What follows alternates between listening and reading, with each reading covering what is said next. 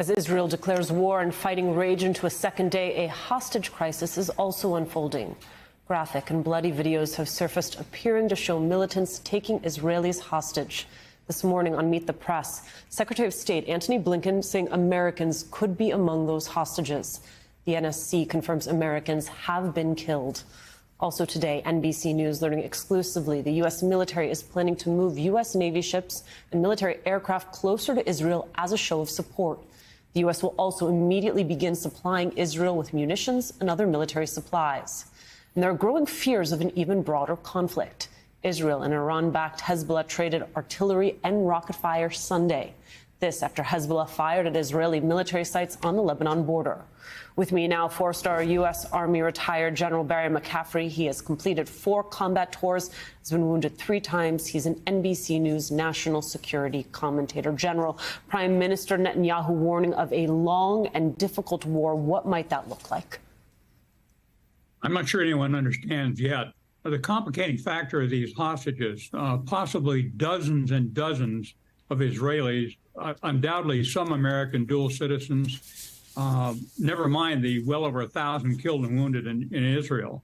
So the Israeli Defense Forces have 2 problems facing them. First, they got to overcome Hamas fighters inside Israel along the Gaza frontier, these villages that they captured. And then secondly, and I'm almost sure of it, they're going to have to go in on the ground into the Gaza Strip to try and recover their hostages.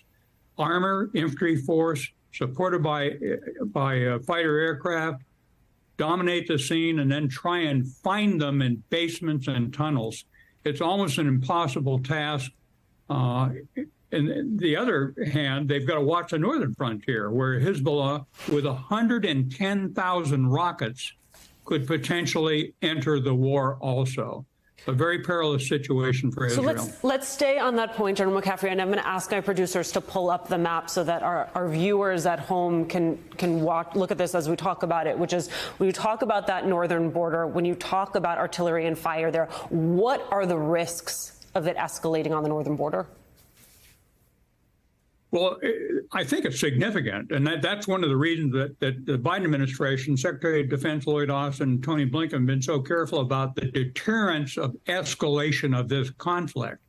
The carrier strike group that they moved in the eastern Mediterranean has well over 10,000 sailors, very powerful force. We're also moving fighter squadrons probably into Italy, F-35, F-22, F-16 aircraft squadrons, trying to signal to the Lebanese, as well as the Syrian military, as well as the Iranian Revolutionary Guards, don't enter this conflict. But I think the temptation for Hezbollah to enter it would be significant, and they would be a major threat to Israel. Hamas itself can't bring down the Israeli state. Attacks from multiple countries could do it. I want to talk about the U.S. military sending aircraft, the carrier strike group that you referenced, moving closer to Israel. Talk me through what is on that carrier, the kind of support that it offers, both in terms of resources itself and the message that it sends. Well, it's a powerful warfighting force. It's not just a carrier strike force itself with its fighter aircraft. But it's also the supporting vessels, including a cruiser, which is an incredible air defense platform.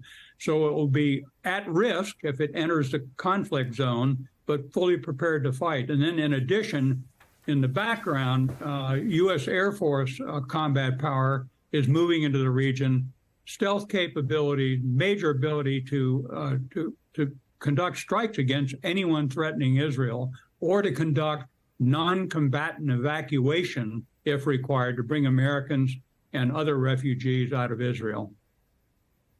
You referenced, General McCaffrey, the ongoing hostage situation that we are watching playing out in Gaza and the complexity of that as it relates specifically to those hostages. When you zoom out, bigger picture, how does it then limit Israel's military options?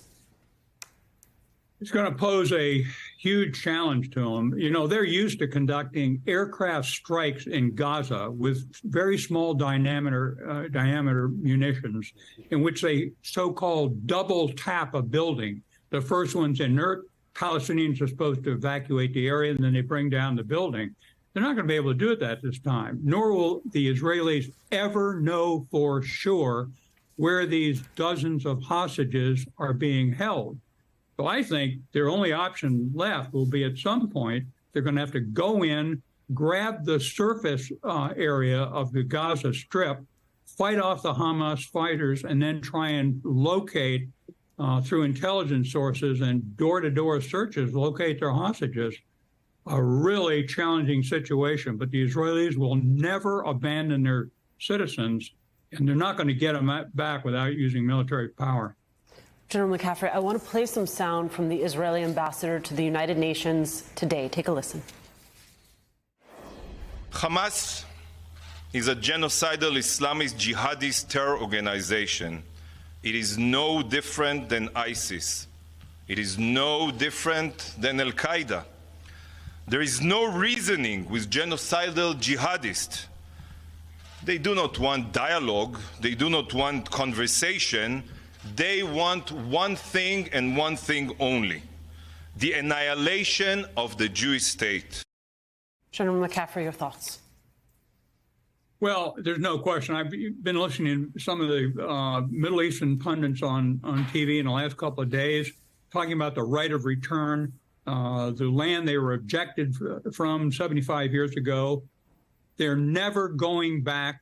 Israel would cease to exist as a state, and the Jewish people would be killed if that happened. So we have two forces at work here. By the way, I'm not convinced the Palestinian people in the Gaza Strip, a couple of million of them packed in, impoverished, desperate, want this war. Hamas does. This may well have killed peace negotiations, particularly the Saudi stepping forward to recognize Israel as a state that has a right to exist. They may have killed the peace process. That may well have been a major goal, not just of Hamas, but of their Iranian supporters.